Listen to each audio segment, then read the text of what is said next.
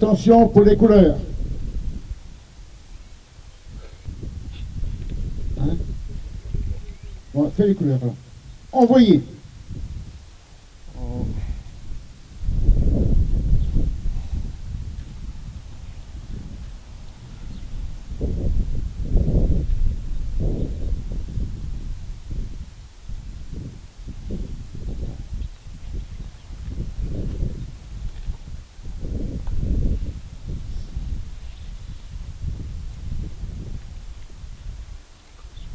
Ordre du jour numéro 9. Officiers, sous-officiers, caporaux et soldats de la première armée française, le jour de la victoire est arrivé. À Berlin, c'est la fierté de signer au nom de la France, en votre nom, l'acte solennel de capitulation de l'Allemagne.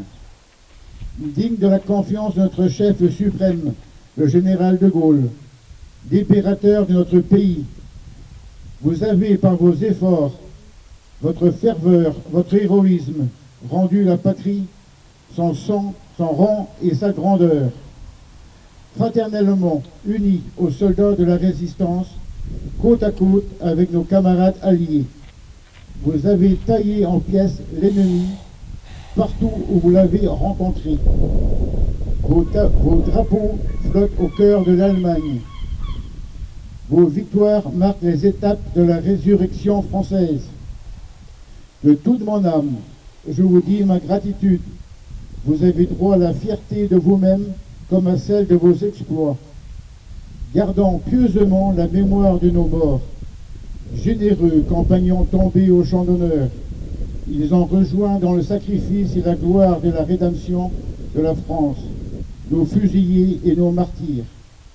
Célébrons notre victoire, victoire de mai, victoire radieuse de printemps, qui redonne à notre France la jeunesse, la force et l'espoir.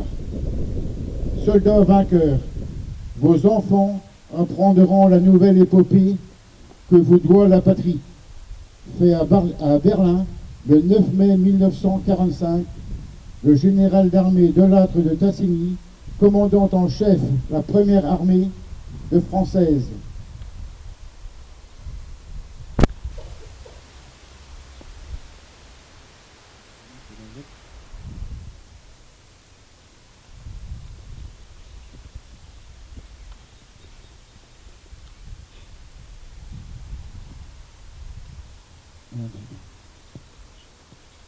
Lecture par les anciens combattants, M. Alain Huette. Alain.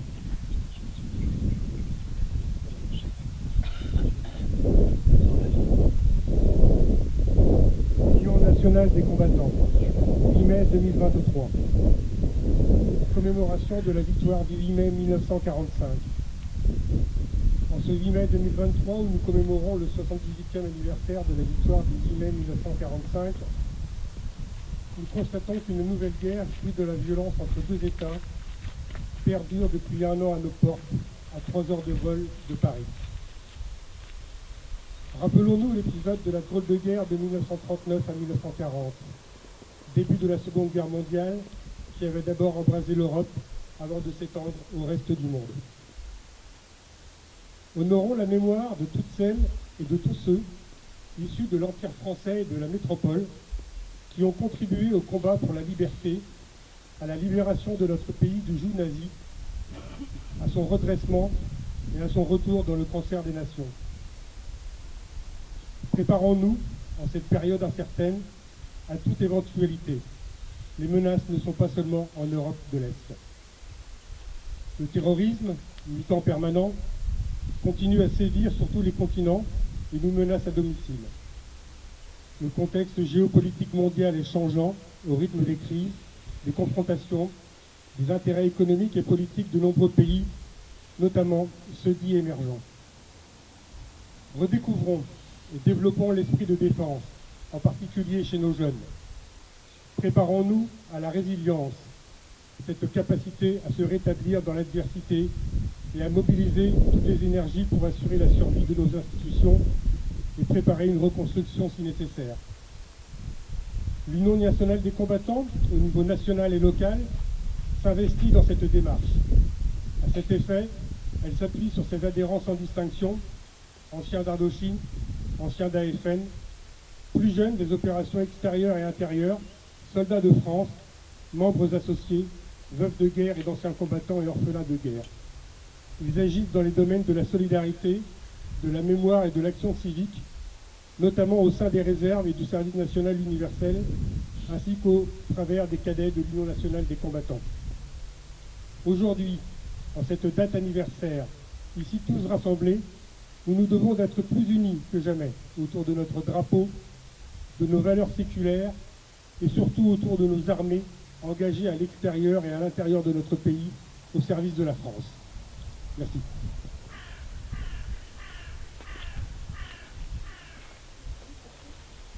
Lecture du message du ministre et des anciens combattants par Monsieur le maire.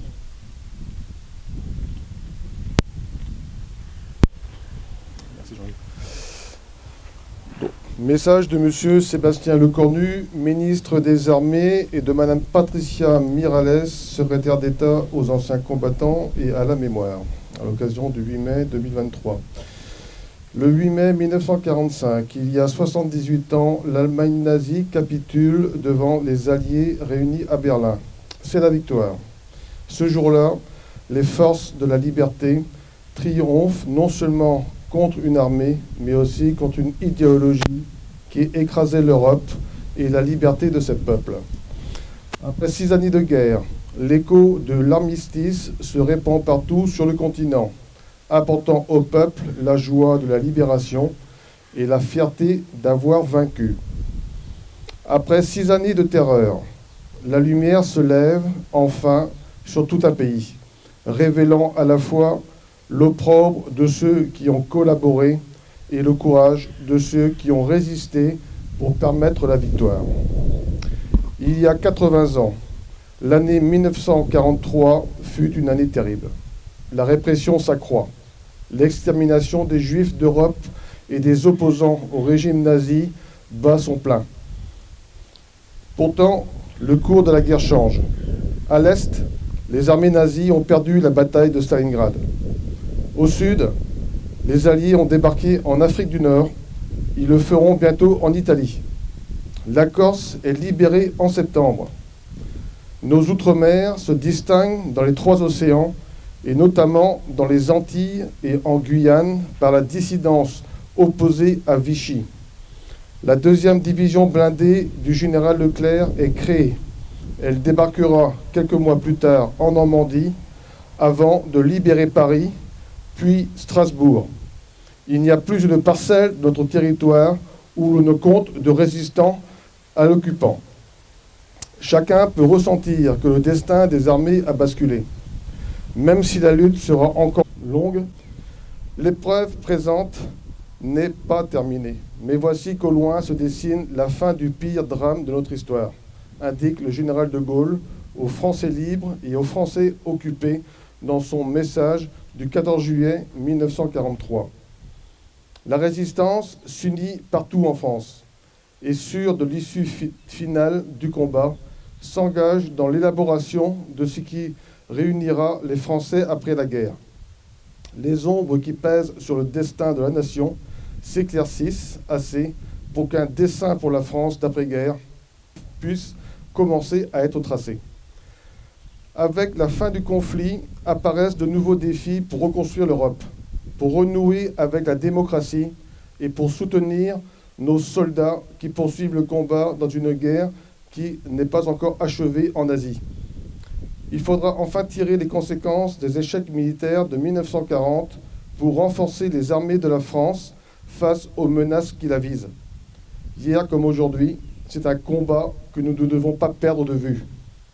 Avec la victoire vient aussi le retour des prisonniers, des déportés et la longue attente de ceux qui ne reviendront pas, ayant sacrifié leur vie pour notre liberté. Enfin, il y a tous ceux que plus personne n'attend, car ils ont été déportés par familles entières dans des convois vers l'Est, qu'un holocauste achevait. Écoutons les survivants et les vétérans qui nous transmettent la mémoire de leurs compagnons pour que leurs témoignages ne disparaissent pas avec eux et qu'ils inspirent ceux qui s'imaginent leur liberté pour définitivement acquise. Souvenons-nous enfin du sang versé. Il fut le prix de notre liberté. Mourir pour que d'autres puissent vivre libres. C'est le prix exorbitant dont plus de 10 millions de soldats alliés se sont acquittés. Un prix qui, aujourd'hui, hier comme aujourd'hui, augmente à chaque renoncement, à chaque fois que nous oublions notre passé. Au bout, le 8 mai 1945 offrit la plus grande gloire du monde aux femmes et aux hommes qui n'avaient pas cédé. La victoire leur offrit la liberté. Vive la République, vive la France.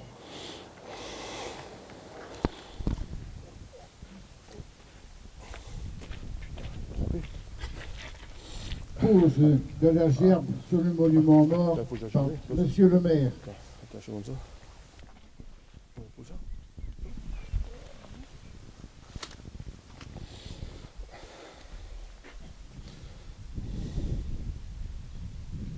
Minute de silence.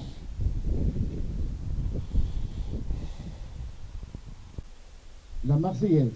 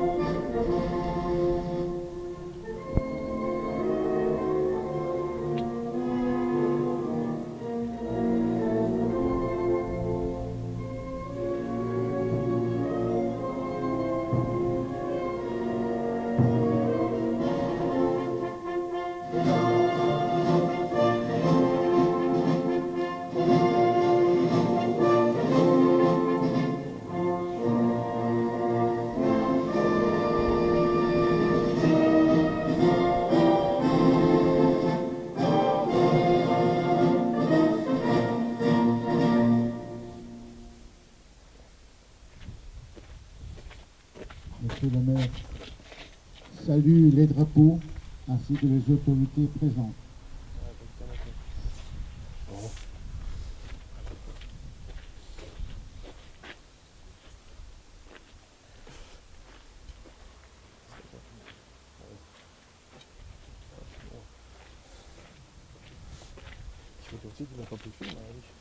Monsieur le maire reprend sa place. Paille-bande, s'il vous plaît. Amazie, Amazie.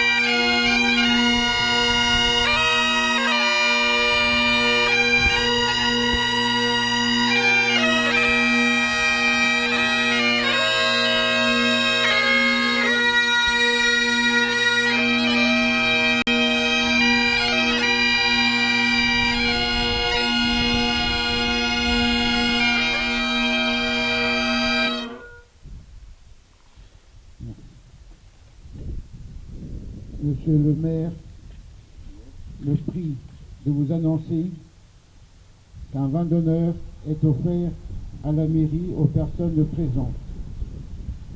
Merci. Et on repart en cortège jusqu'à la mairie.